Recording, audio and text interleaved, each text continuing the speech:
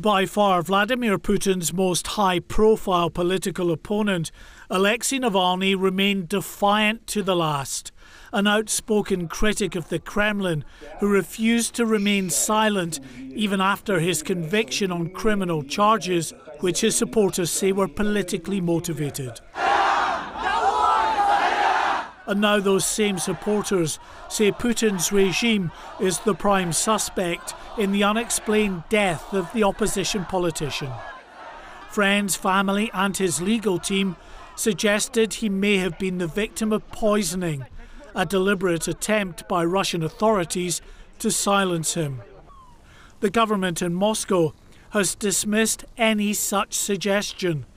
But for Navalny, it wouldn't be the first time he'd fallen victim to a poisoning attempt.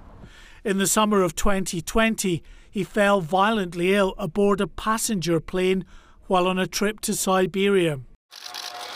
He was flown to Germany and treated by doctors there, who concluded he'd been poisoned by Novichok. The same nerve agent was used against former Russian spy Sergei Skripal and his daughter Yulia in Salisbury in 2018.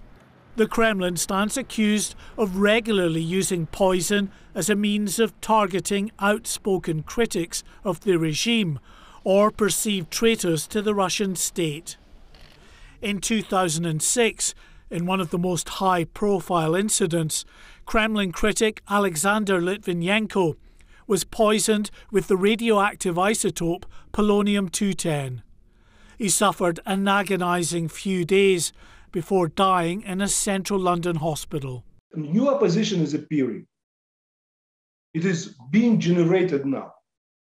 And Navalny played an important role in it. But at the same time, this opposition requires new ideology. The death of Alexei Navalny means Vladimir Putin now rules virtually unchallenged. Many of the critical voices who once spoke out against the Russian leader, now jailed, forced into exile, or like Navalny, are dead. By the time he launched his full-scale invasion of Ukraine, many opponents who once tried to hold the Putin government to account have been silenced. There is widespread and understandable concern at the news of Alexei Navalny's death, but getting proper answers about the cause of death will be next to impossible. Like so many similar incidents in the past, the Kremlin will simply insist any allegations of foul play are far-fetched. Mark White, GB News.